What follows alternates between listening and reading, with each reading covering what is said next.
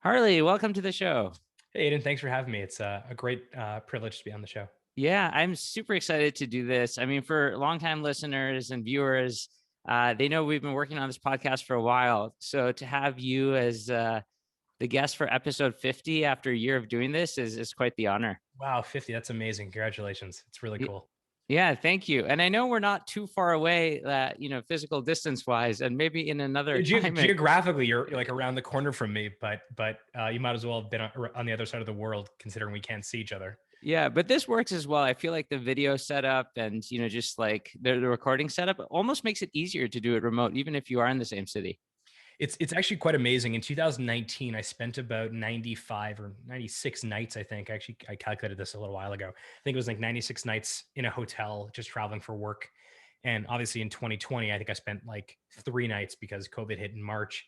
And one of the amazing things is that because the world has all moved to fully digital, I realize how much more effective and productive I can be if everyone just accepts video as being the default way to communicate. I used to go to Silicon Valley to have a 1 hour meeting. I mean, that's a 3 day trip, give or take, with travel time and transfers of planes and, trying to make the trip worthwhile for really a 1 hour meeting. Whereas now I can, I can do it over lunch. It is really amazing that we've all moved to this and have embraced this so much. Yeah, and you guys famously went all remote, and I'm going to ask you a lot about that and leadership while remote too. But I just want to kick things off. I think a lot of people have heard about your background. At 17, you started a T-shirt company while attending McGill. You figured out a competitive advantage with your T-shirt business would be tough, so you got into law school and did an MBA. And I think like that's when you and I originally met, but you only practiced law for a year. Then you joined 10 months, Shopify, 10 10 months. months, actually. Yeah. Okay, we don't want to overestimate that. And then obviously the rest is history. You're now president of Shopify, and it's one of the largest tech companies in the world. The interesting thing about Shopify and yourself, I feel like every time I think about you or Shopify, it's always about entrepreneurship, promoting entrepreneurship, and that's really what the company is about. It's like the entrepreneur company. And one of the things I wanted to ask you about was, just talking about leadership, and how much you think leadership is part of the whole entrepreneurship story. I have it that you were actually class president growing up. Is that true?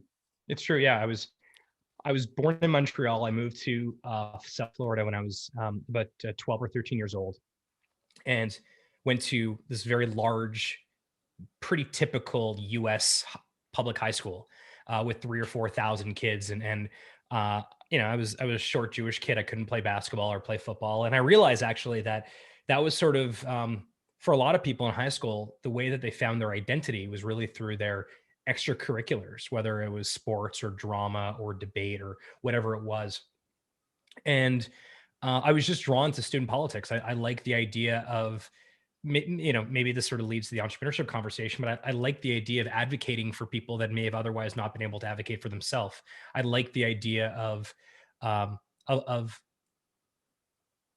of leveling the playing field in a way that was effective, was valuable for others. And so, whether it was getting our lunch hour extended by 10 minutes because I recognized that there wasn't enough time to get after the lunch bell went off to get to your next class. And so many students were getting these detentions because they were late for class because the commute time was a big high school, huge high school. It wasn't enough.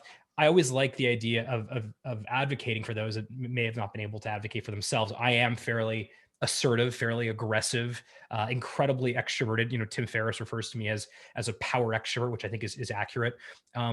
And so, yeah, I was class president when I was in high school. That's awesome. And so, how much of can you be an entrepreneur without also being a leader? Like, how much do these two things go hand in hand? I don't think you need to be a particular good leader to be an entrepreneur. I mean, if you go down to sort of the very um, basic building blocks of entrepreneurship, I think an entrepreneur is someone who sees an opportunity and fills that gap and decides to do something about it. Um, And I know plenty of entrepreneurs who are sole proprietors, who are independent, one man, one woman shops, who don't necessarily need to be a leader. I think the decision is around, um, am I a leader? Can I become a good leader? That only comes about when scale becomes a factor. And so I think in order for you to build a highly effective team that has scale, I think you need to be a great leader. And the funny part is, no one is born a good leader or a good manager. I mean, that is not inherent. You may have inherent leadership qualities. There were those kids that in summer camp who, no matter what crazy stuff they were doing, all the other kids seemed to follow them. That wasn't me per se, but there obviously were people that had innate leadership qualities to them, but I don't think that made them a really good leader. And but when you sort of zoom out and you look at some of the most impactful companies or some of the most impactful entrepreneurs, most of them, if not all of them, have had to transition from tinkerer, maker, builder to leader, manager, and I think that's the reason why at some point in all of our entrepreneurial journeys, you make the decision, do I want to keep building, or do I want to lead and help others build? And certainly for me, I didn't realize how much I would love the leadership side of entrepreneurship, because for so long I was just a one man marching band, printing t-shirts, selling t-shirts, DJing, carrying the equipment, selling DJ contracts. So yeah. Yeah, that's awesome. And so, you talking about leadership qualities and like developing some of these over the course of time.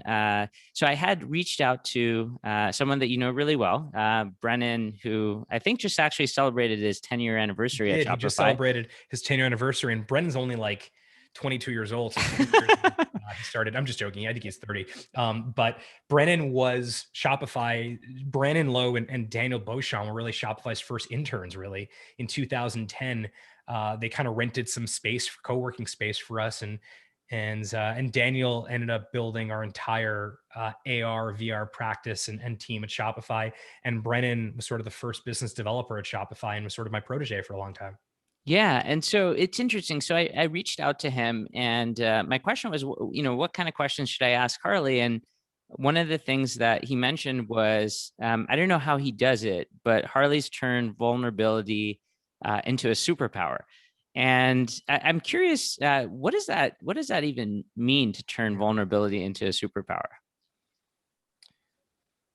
I think a lot of us, a lot of people that self-identify as entrepreneurs, or someone who identifies as sort of a founder type, we tend to put on a bit of a facade. Sometimes the facade is out of necessity, because I remember selling my first t-shirt contract at McGill in 2001. I walked into that procurement meeting as if I had the largest t-shirt company in the world. The fake it till you make it phrase is certainly relevant in those days. And I think if you go too long, like eventually you get to a point where you almost have to swap, as opposed to acting as if you have all the answers, because that's what the client is buying. Acting as if you have this inherent confidence that you know how to make great decisions. At some point, I think we all, at least those that really care about personal growth, that care about having a growth mindset, that are playing the infinite game as opposed to finite games, you begin to realize there's a lot I don't know. And that transition from, I need to pretend like I know everything, because that is what is required of me as an entrepreneur, to actually I know very little. That is an opening. That is the introduction to having a growth mindset, where you feel like you are constantly a work in progress. And I think what Brennan is alluding to is, in the early days of Shopify, I don't think I was especially self-aware. I don't think I was especially, not that I didn't have a growth mindset, but if you said to me, hey, I need you to do this task, I would just kind of figure it out. Whereas now I think I'm a bit more thoughtful about, all right, well, who's the best person around to do this task? What can I learn from them? How can I take some of their experience and add it to my Rolodex of my skill set. And the cool part about that idea of vulnerability, and Brene Brown talks a lot about this, and so I'm sure I'm stealing a lot of her lessons. But the cool part of vulnerability is, as you progress in your career, as you progress and your business grows, the more vulnerability you show, you actually show more strength than you do weakness. And there's a really interesting effect called the Dunning-Kruger effect. Are you familiar with that? Yeah, but I'd love for you to explain it. So, I mean, Dunning-Kruger, two professors from Columbia University in Harlem in New York City, effectively talk about that when you don't know a lot about a particular topic, you don't know enough to know you don't know a lot. So you have a certain naivete about it, a certain ignorance about it, which almost makes it seem like you know everything. It's sort of like, ignorance is bliss. The counterpoint, or the opposite of that, is as you begin to explore your field, your profession, your craft at a much deeper way with far more intention, you begin to realize, holy shit, I don't know very much at all. And there's two ways to look at that. One way is to say, I'm scared. Like, I don't know a lot. Like, what is this going to lead to? Am I going to get fired? Am I completely unqualified? But another way to think about that is, I have so much to learn. What an amazing opportunity I have right now to go deeper, to get better. And at Shopify, we talk a lot about this idea that we as leaders, and we want all of our leaders at Shopify really to think about doubling down on their strengths as opposed to mitigating their weaknesses. I think in most companies, Shopify is currently, from a market cap perspective, the largest company in Canada. We're one of the largest companies in the tech industry in the world, which is unbelievable to even say out loud. And I'm sure it sounds crazy for you to hear because you've been such a big part of the Shopify story, Aiden, from Frank day one. I mean, you introduced me to Toby back in the day. It's unbelievable. But one of the things about most big companies is they tend to want their leaders to be these well-rounded objects, where they're not spiky, but they actually, they know enough about everything. And at Shopify, we've taken a different approach, which is that if you're really good at this one thing, we want you to become the best in the world at that one thing. And we will help you bring on people to mitigate and to, fill those weaknesses. And so back to vulnerability, one thing that I've embraced in the last, 6 or 7 years or so, I'm going into my 12th year at Shopify, which is like a third of my life. But one of the things that happened probably about, 2013, 2014 or so, is that I began to realize that Shopify is not only my life's work. It's not only the thing that, like, the Venn diagram of my personal ambition and my professional ambition are almost the same, which is entrepreneurship, create more entrepreneurs, support more entrepreneurs, help entrepreneurs scale, level the playing field so more people can access entrepreneurship. But I also recognize that Shopify may be the greatest place in the world for me, not for everyone, but for Harley, to grow, to learn, to develop. And I like to say that at Shopify, every single year I work at Shopify, it feels like I'm getting 10 years worth of career development, which is amazing. The prerequisite to that, however, is that I have to show vulnerability. I have to be open to there's all a bunch of the stuff that I don't really know about. I need some help. I need to hire people better, smarter, faster than me, and I need to listen to them. And that has been incredibly valuable. And I hope Brennan, who prompted this question, it's kind of him to recognize that, because it's something I don't really talk about very often. But I think he's done the same thing. Yeah, that's amazing. And I think, like, it's very interesting to hear your perspective on this. And as a developed leader leading a big company like Shopify, I did want to take some time though and rewind a little bit and go to the earlier version of yourself.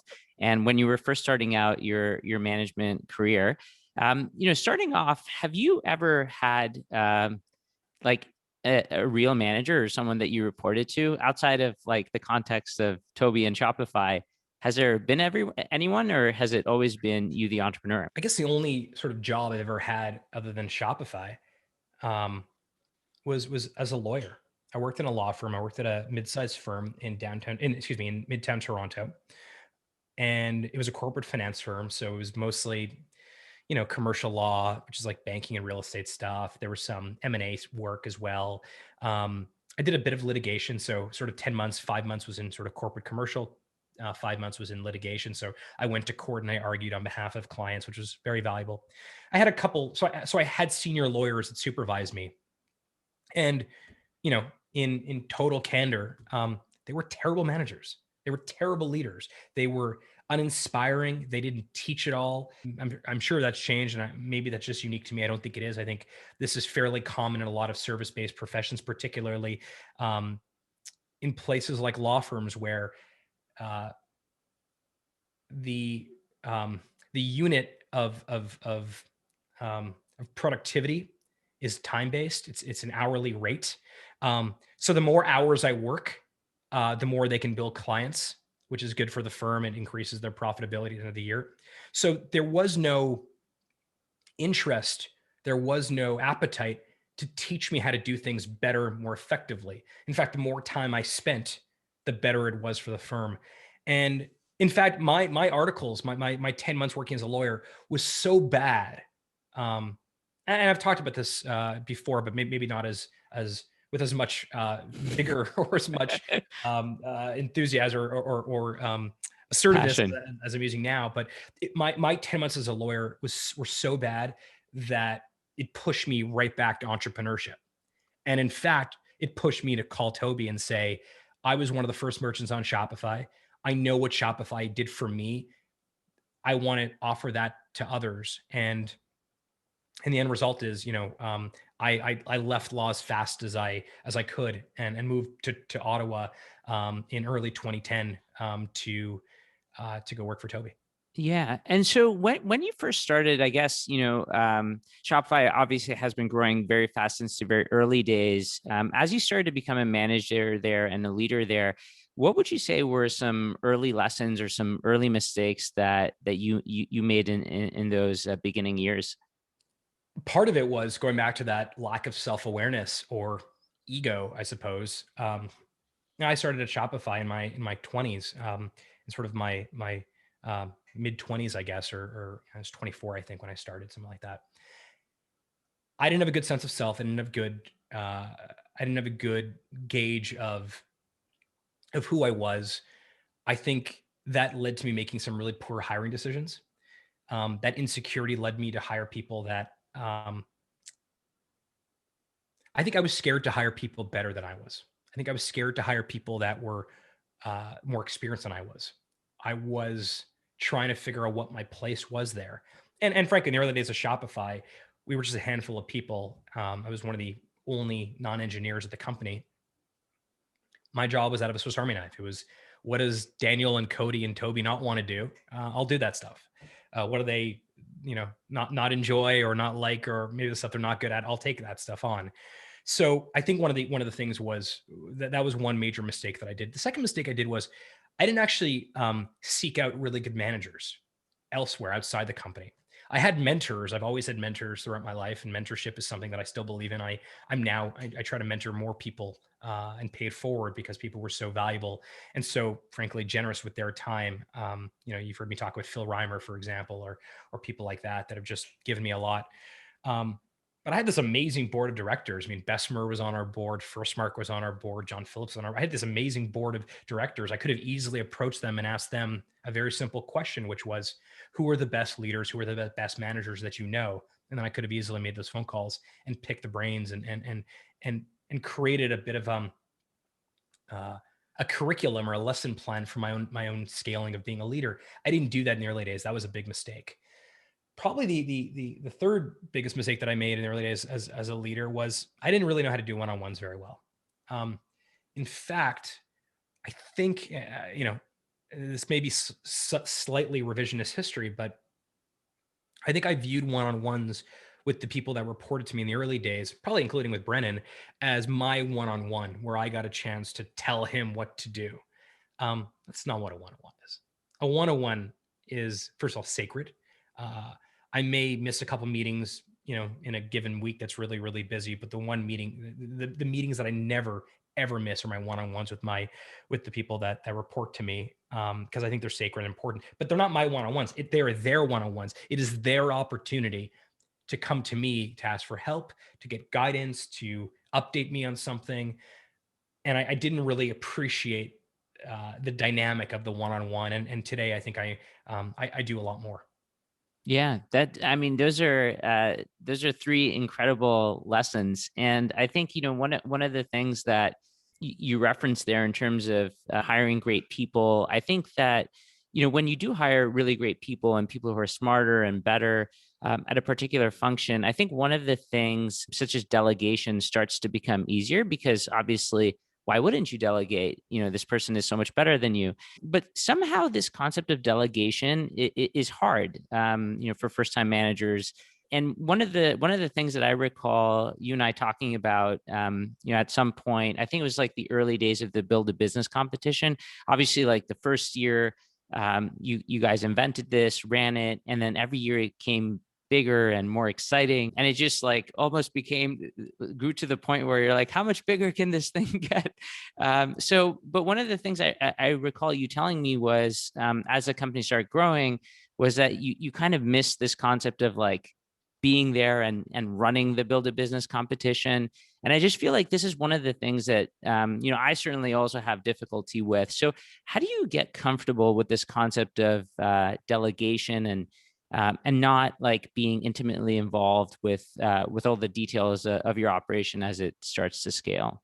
So I think delegation is difficult, especially for founders and entrepreneurs, because it's so deeply tied into the spirit of entrepreneurship, which was in the early days of any company, any business, you got to do everything. You have to be the janitor and the CEO. You have to be the receptionist and the head of production. You have to be the head of customer service, but also the head of technology. And when you start lots of companies, successful or not, since you're a kid, 13 years old for me, and I know you've been starting companies since you were a kid also, it becomes part of your condition, which is that you begin not to need to rely on anybody. That is a mechanism that entrepreneurs build into their firmware because they know that it's better not to rely on anyone. It's better just to be able to do everything yourself. And I think actually it's very valuable. Like I still know more about how to make a t-shirt, whether it's the rib or the GSM count, or how to do a cut and sew on a big piece of fabric than most t-shirt brand owners do. Because when I was starting my t-shirt brand, I could not afford to hire a head of manufacturing or a screen printer or anyone on the production side. So I did everything myself. Now that made me also more valuable, head of sales for my own company, because when some random person asked a question in a sales meeting, I knew everything there was. Whereas the other person that was pitching from another company, coming from like Russell Athletics or Gildan, had no idea because they were just a sales rep. Some other team handled production. So I think this idea of do everything yourself is baked into the entrepreneurial condition.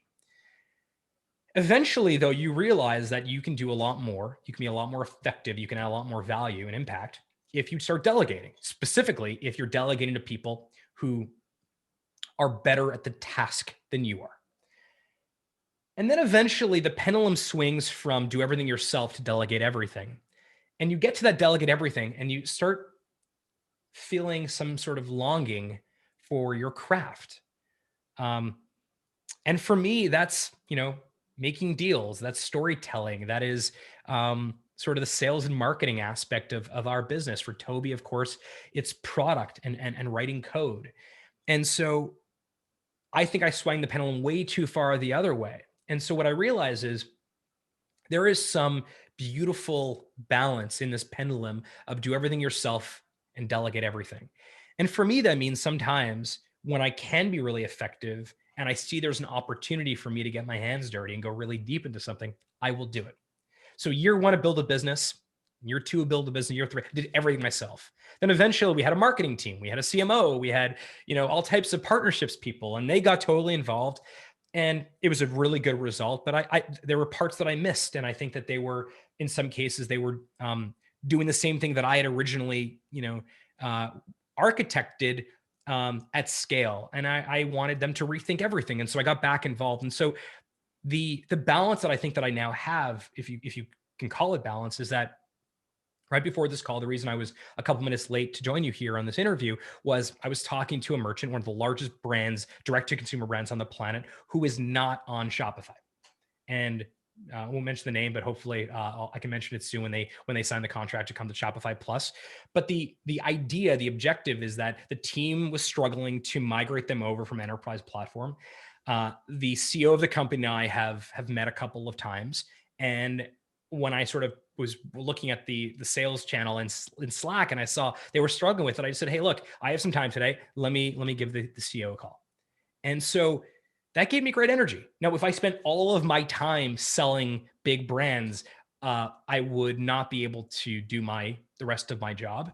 But if I never was able to get a chance to sell bigger brands on Shopify, one, Shopify may not get that brand on, and two, I wouldn't be having as much fun. We don't really talk about this idea of fun very much, because specifically when you're building this company, Fellow, from scratch, and I'm operating Shopify at this incredible scale. We don't often say, we don't often ask each other, "Hey, are you having fun?" I mean, you and I hang out, in a pre-COVID world a lot, and we talk about our businesses, we talk about our families and what we're going through, and our kids are friends, our wives are friends. We always talk about this stuff in our life. But I don't think I've ever asked you, or you've ever asked me, "Hey, are you having fun?"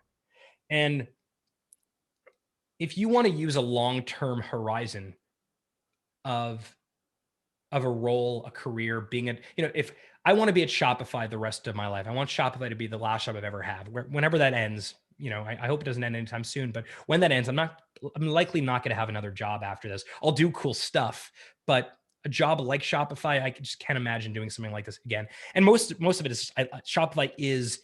It feels like Shopify is the company that I would have created for myself as a job, because it's perfectly matched to my passion, my level, my craft. But that being said, if you delegate everything, there are some things you miss. And I think it is possible to stop having fun. And so allow yourself to bring in some of those things, whether it's one sales call a week, or it's a couple product reviews, or writing some code, once a quarter during hack days. I think that's important. Yeah, I love that you said that, because I feel like the obvious or like the easy answer is, well, of course, if you want to scale, then you delegate, and that's how it works. And it's true that, like most things in business and leadership, are always nuanced. It's never one way or the other. And I love the pendulum analogy, and I love that it can swing from one direction to another. You zoom out, you zoom in. And ultimately having fun. I think that is a very good point. It's so important to have fun. Yeah, if you want to do something for a long period of time, you can't not have fun. But speaking about delegation and scale, obviously one of the unique vantage points that you have is just you've seen hiring, literally, like you probably interviewed hundreds, if not thousands, of people. And so when you interview that many people, one of the things that you presumably get good at, especially as your company continues to succeed, is identifying trends and patterns. And so, what have you noticed in commonalities for for the hires that you think that you've done the best at? Like, what have you learned in hiring during this period of time? I think that a lot of companies look at hiring as being very transactional.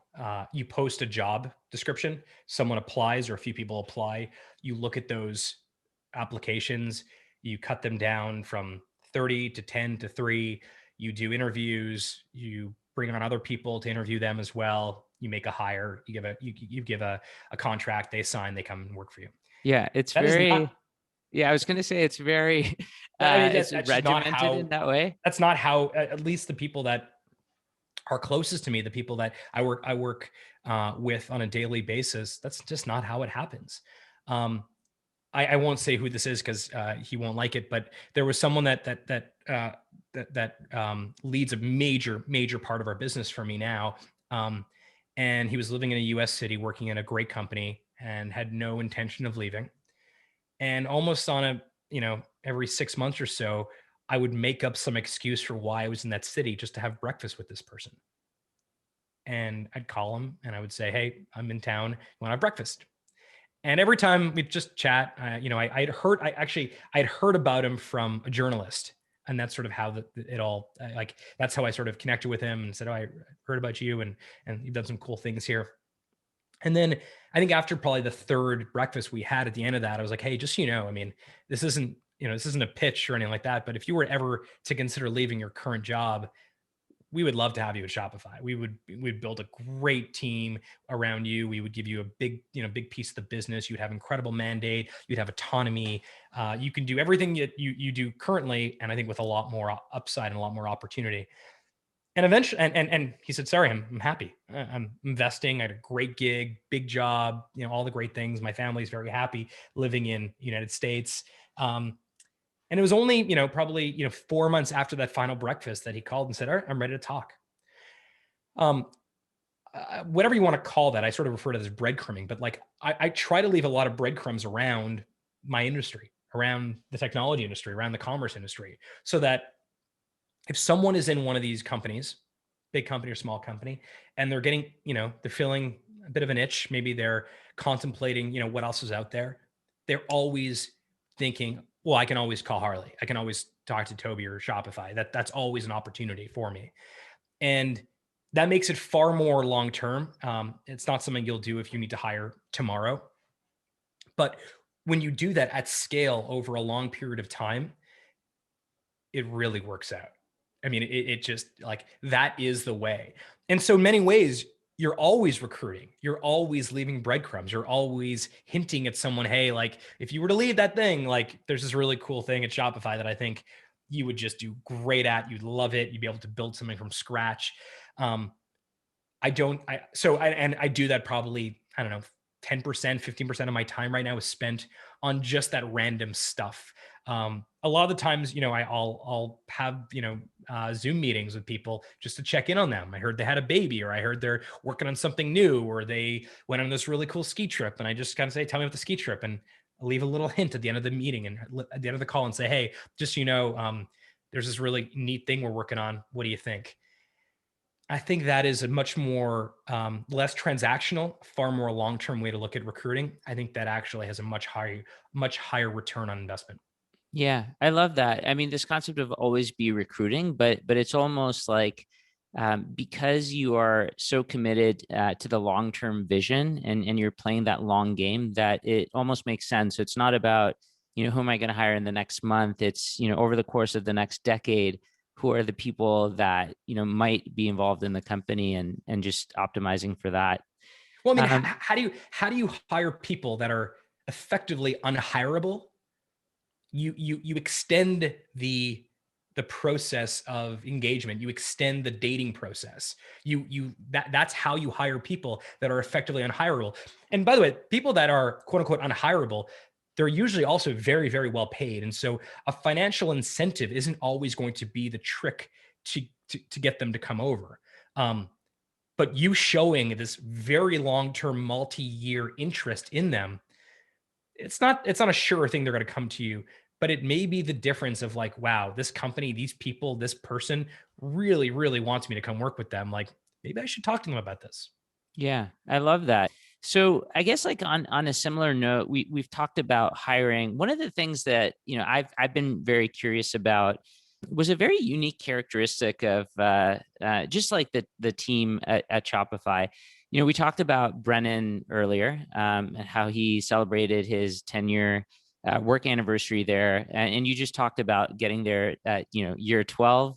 But that's not an uncommon thing. Like many people, like Shopify is their first and only job. Yeah. And many people have stayed there for like insanely long periods of time, in a world where now it's common for people to stay at a company for a year or just over. Mhm. You guys have just demonstrated this crazy longevity. And I'm curious, how do you do it? I think most people, Lindsay Craig, who leads brand at Shopify, who leads one of our teams, she wrote this great blog post about this idea of the career path not being a ladder, but being more sort of snakes and ladders. Like I think she calls it a jungle gym. That's a big part of the culture at Shopify. That um, Shopify is a place where your path inside of Shopify, whether it's 5 years or I don't know, 50 years may not look like a traditional path. We have people that have led teams of 50 or 100 or 500 people who decide at some point they just want to be an individual contributor, and that's okay. Or someone who is a salesperson, amazing salesperson, rainmaker type, who decides they want to learn how to code and go be, a junior developer, or an apprentice product manager. That idea that at Shopify, it is okay to look at your career like a jungle gym as opposed to a ladder it has to go up, where there could be lateral moves. Some moves may even seem from the outside world to be a demotion, even though it's not. We make it really okay to do stuff like that. And Brennan right now is working in marketing and marketing brand partnerships. But a year ago, he was leading one of our European international business teams. And before that, he was focused on sort of the ecosystem of Shopify. That, I think, is a big part of it. That's the first thing. The second thing is, because Shopify continues to evolve. I mean, 10 years ago, if you would have asked what Shopify is, I would have said we're an e-commerce provider. 8 years ago, I would have said that, or I would have said an e-commerce provider for small business. 8 years ago, I would have been like, well, we're an e-commerce provider for small business that turn into big businesses in some cases. 6 years ago, I would have said that we are a commerce provider because we do online and offline. 4 years ago, I would have said, well, we're a retail operating system because we do all types of, we enable you to sell anywhere you want. And today we have a capital program that's given out more than $1 billion of capital. We have a payments business that is large, a shipping, fulfillment business. There's a lot of surface areas inside of Shopify. And so you, as someone that works at Shopify, whether it's for a long period or short period, we don't want you jumping around too much because, you need to get deep in something before you have the conversation to go to something new. But there are enough opportunities that almost these different teams and organizations at Shopify almost feel like you can have multiple careers at the same company. And not only do we make that available, we encourage it. We think it's a really neat thing. My job today is very different than my job 12 months ago. And one, that is scary as hell, but it means that my growth continues. And it doesn't slow down. It also means I have to get good at new things all the time. It means I have to learn about new industries that I never thought I would. I think that's a big part of why people stay at Shopify for a long time. Again, it goes back to, if you can get 10 years worth of career development every year at Shopify, why would you leave? If you can sort of choose your own adventure across a whole bunch of different types of industries, be it banking and payments and capital, or fulfillment and shipping, or e-commerce or physical commerce, or international expansion, or whatever it might be, or APIs and building the partner ecosystem and making sure there's no better place for an app developer to ever have to build a commerce related app, that leads to this very, very long-term tenure. And the benefit of it, besides to the individual, is that at Shopify, because there's so much stuff happening, the longer you're at the company, the more context you have, the more you're able to connect different dots. And when you can begin to connect different dots because of that deep context, you are very valuable. You are very effective. You can add a ton of you can have a huge impact. Yeah, I mean that's incredible, and I love that context building and moving that from area to area. It was really interesting hearing you describe this. How Shopify has transformed its mission over the years, and you are right. I do remember you describing Shopify in those ways along the process. If I remember correctly, you had this value. Was it thrive on change? And so it's really interesting just to how that relates, but not just to the growing of the business, but also, allowing people to change their careers. I love that value, and it makes a lot of sense. When did you really understand how impactful culture was to where your company is today? Well, I mean, I think I'm reminded of it almost daily. I mean, I think the Irish Prime Minister, when COVID was hitting, had this amazing speech. And one of the lines he had in the speech, which I remember, was "Let the world say about us." He's talking about the country of Ireland here. "Let the world say about us, when things were at their worst, we were at our best." I love that. Thought that was poetic. I think the way that Shopify showed up during COVID in a pandemic to not only support existing entrepreneurs and existing small businesses, but also invite more people to supplement their income, to replace their income, to adapt and pivot their business. I'm really proud of how Shopify adapted when the worst pandemic since 1918, since the Spanish flu, hit the world. And I think a big part of the reason that we were able to do so is because of that culture, which is thrive on change. Now, there's a hack to that too, just to be clear. I think it was Patty McCormick who was at Netflix. She was the one who created the Netflix culture deck, which creating a culture deck is not, nothing mind blowing.